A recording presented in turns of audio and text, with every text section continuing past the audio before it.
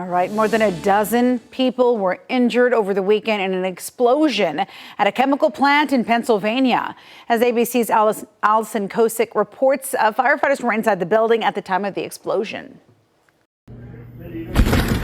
It was the biggest explosion I've ever heard in my life. It was just terrifying. This morning, new reaction to a massive explosion rocking Saegertown, Pennsylvania, where a fire broke out at this manufacturing plant. We just had a major explosion. Firefighters were dispatched to the Parker Lord plant yesterday after a fire alarm went off. With heavy smoke billowing from the building, part of the plant suddenly exploded. You just heard kaboom, and the whole building shook. Things on the bar moved, the ceiling tiles moved, and before you knew it, we were evacuating.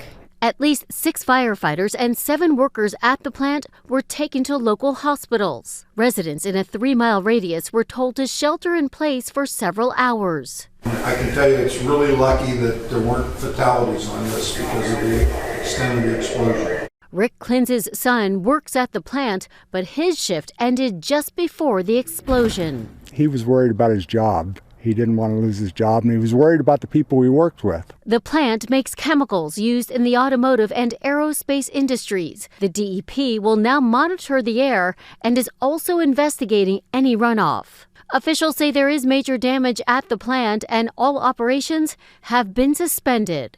Allison Kosick, ABC News, New York.